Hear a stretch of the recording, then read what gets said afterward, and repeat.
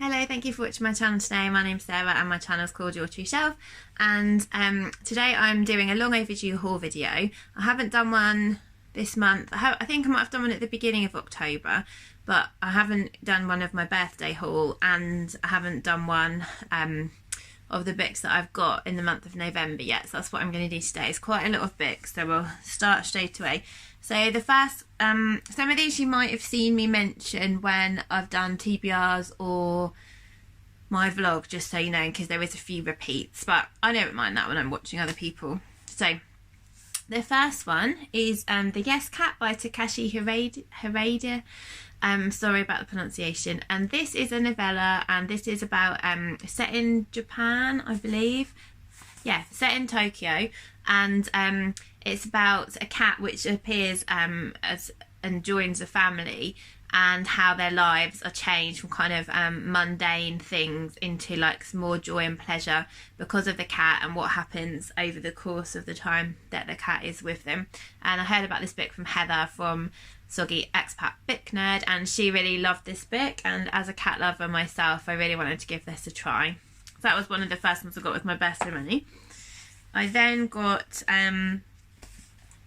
so I went to HMV to look, because I saw on Past Story Time with Sean and Bert, I saw Bert talk about a book called The Only Girl, which is about the only girl working in Rolling Stone magazine in the 1970s. And I went to look for that book and I couldn't find it, sadly, but I did find two others which were 2 for £5, so you know, can't resist a bargain. So the first one I'm really excited about, it's Call Me By Your Name by Andre Aciman. I absolutely loved this film when I watched it about a year ago, maybe a bit more than that. I still think about Elio and Oliver. I loved it so much, and this is the book upon which the film was based, so I'm really excited to read this. I'm sure it's going to be just as beautiful as the film, perhaps even more so, and I think I'll be able to picture everything really well just because I've seen the film as well. And then the other book that was in the 2 for £5 offer what is Black Klansman. So I wanted to see this when it was at the cinema. This is the film tie-in version, and I never actually managed to see it. So this is I'm not sure if it's based on a true story. I think it is. Yeah, it is non-fiction. So it says the first black detective in the Colorado Springs Police Department came across a classified ad in the paper asking all those interested in joining the Ku Klux Klan to contact a P.O. box. So he responded with interest using his real name, posing as a white man. His decision launched what is surely one of the most audacious and incredible undercover investigations in history. During the months-long investigation, he sabotaged cross burnings, exposed white supremacists in the military, and even fooled David Duke himself. Black Klansman is an amazing true story that reads like a crime thriller, and a stirring portrait of a divided America and the extraordinary heroes who dare to fight back. So that sounds awesome, and this is also quite short, so yeah, under 200 pages, so I'm really looking forward to that, and then I will watch the film as well. One more that I bought with my birthday money. This is another novella, and this is a French book translated by Molly Ringwald. It's Lie With Me by Philippe Besson. This is another coming-of-age story with a romance between Philippe and Thomas, and he looks back to their encounter in the 1980s, and I think it's been compared to Call Me By Your Name, so I'm looking forward to reading that one a lot as well. Just going to put those down. So the next two are ones that my lovely friend Nicola bought for me for my birthday. Both of them are ones that I added to my wish list after I saw people talk about them on BookTube. So the first one is this one, which has got a beautiful, beautiful cover, called Under a Dancing Star by Laura Wood. And I saw Lucy of Lucy the Reader talk about this, and she absolutely loved it. And I really like the sound of it, so I put it on my wish list. And it's set in England in the 1930s. It says Bee's parents want her married off to keep the family estate alive, but she longs for adventure. A golden summer in Italy with her bohemian uncle opens up a whole world, which includes Ben, a handsome, infuriating artist, Sparks fly between the quick-witted pair until one night under the stars a challenge is set. Can they put aside their teasing and have the perfect summer romance? There is only one rule: they absolutely must not fall in love. So I love Italy, and it just sounds such a beautiful story, and look, the cover's just so nice, isn't it? That was that one. And then the other one that Nicola bought me very kindly was one that I've seen out on Big Cheap quite a lot, and it's going to be one that I need to read at this sort of time of year, and that is The 13th Tale by Diane Setterfield.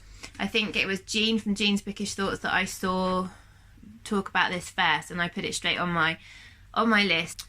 So this is about a family of the March family who had 4 children, 2 of whom were twins, and somebody is going back and investigating the past, and they lived in this big mansion called Angelfield House. And I think it's spooky, and the cover's quite spooky, and it's about sort of like going back into history of the family and the house and what might have happened there. So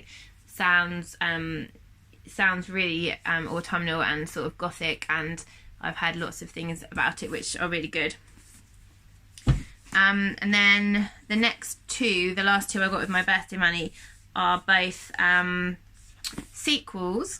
So the first one is Wundersmith, which is the second book in the Morrigan Crowe middle grade series. So I got the first one from the library. Now I'm going to have to buy the first one because otherwise I won't have all of the series, and I know this will be something that the kids will like reading when they get older. So these are middle grade books about Morrigan Crowe, who is a chosen child.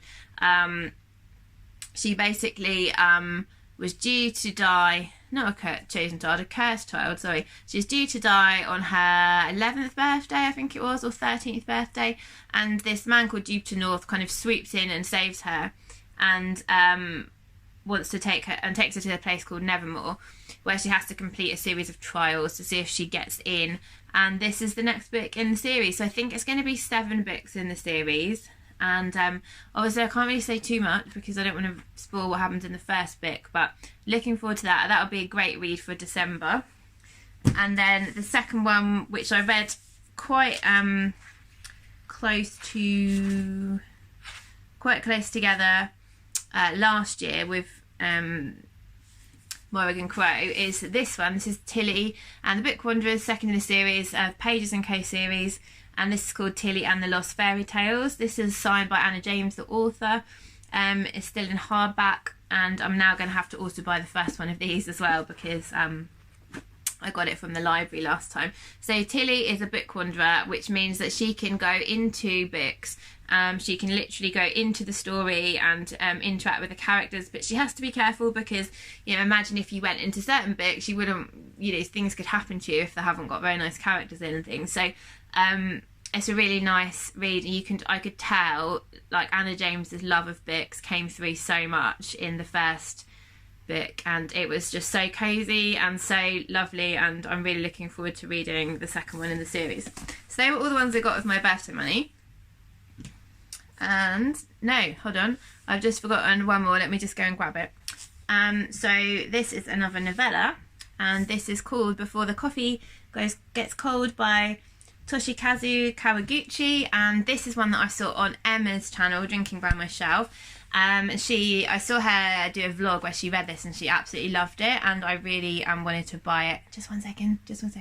I really wanted to buy it based on her description. I'm pretty sure I've seen someone else read it since then as well, and it's basically it's set in Japan again, and it's about a cafe where people in the cafe can time travel, but they have the rules that they must stay in the same seat, they mustn't leave the cafe, and they must get back before the coffee turns cold. So everybody who I've heard speak about it has loved it, so I was really excited to get this one. So the next books are the ones that I got from secondhand bookshops. So if you've seen some of these already, I apologise, like I say, but as I said, I don't really mind if I see some stuff people have talked about before. So the first one is called The Art of Being Normal by ELISA Williamson, which is a hardback book.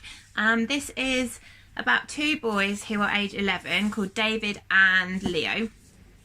And they both have secrets, and David's secret is that he identifies as female, Leo's secret, I'm not sure, but it says they form an unlikely friendship, and secrets don't have a habit of not staying secret for long at their school.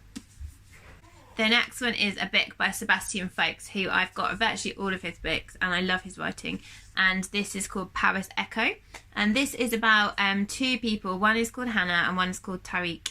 And they're both in Paris. And Hannah is looking at voices from the First or Second World War, just as from German occupation. And Tariq is searching for the mother that he never knew. And it says they both have like emotional stories about how much we really need to know in order to live a valuable life. So that sounds awesome, and I love his work, so I'm really looking forward to that. And the next one is one that I've heard good things about, but I obviously haven't read yet because I'm hauling it. And this is non-fiction again. This is The Salt Path by Raynor Winn. So this is about a couple, and this is non-fiction. The husband has a terminal diagnosis, and I believe they lose their home. And so they decide to walk all along the south coast, and this is their memoir of the time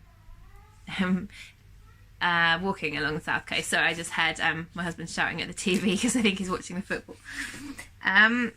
The next one is one that I've read twice and adored so much, but I never had, because I heard it on audio, I never had my own copy. And so I'm really excited to have it. This is A Thousand Splendid Suns by Khaled Hosseini. I adore Khaled Hosseini's writing, I absolutely love it. And this is such an amazing book. This is one of my favourite books of all time. If anyone hasn't read it, I would urge you to read it because it's so, so wonderful. This is about Mariam. And Mariam, when she's a girl, is forced to marry an older man who is called Rashid, and he's horrible.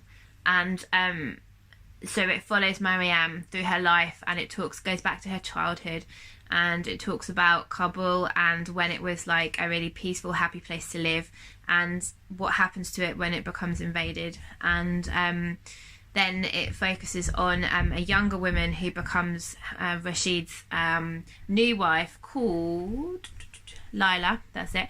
And it follows the women's stories, and it's just absolutely so beautiful. It's about friendship, it's about marriage, it's about war, it's about domestic abuse, and it's just, I fell in love with it so much. I love it so much. So if you haven't read it, I totally recommend that you go and read it, because I just adore it. Next we have a book. Oh, yeah. Oh, well done.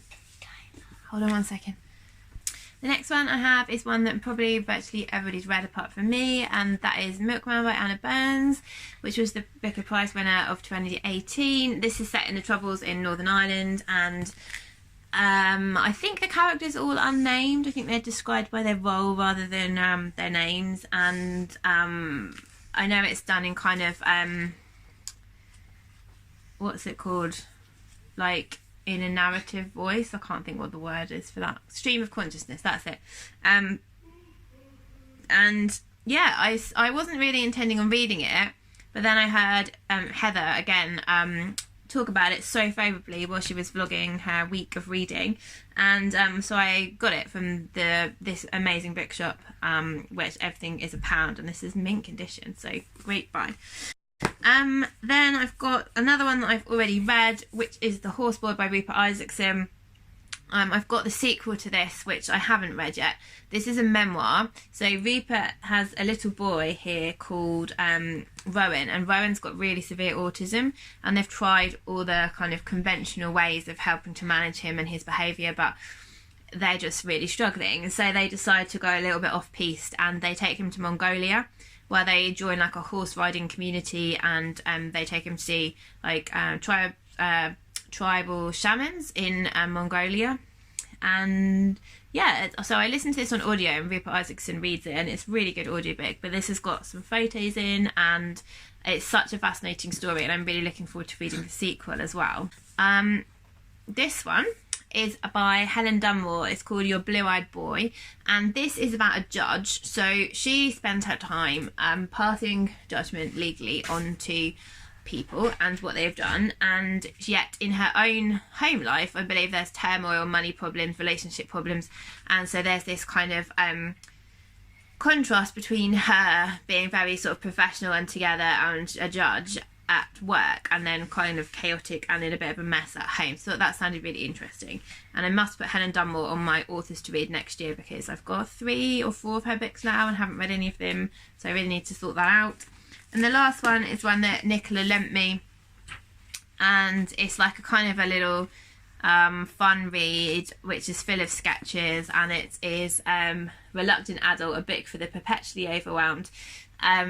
You can just see it's got these lots of these little drawings, you know, like that, and little bits of text on all the pages. So I think it'll be like funny and something nice and light, which you could probably read alongside, you know, something else. You could just dip in and out of it. So yeah, that was a long old video about all the books I hold. And now the good news is I can now put all of these books on my new shelves, and there's actually space for them, so I don't have to double stack anything, and it's really exciting. So now I'm going to put them all away, and in another video I still will show you my shelves and my book trolley. So I've got a book trolley, I did it.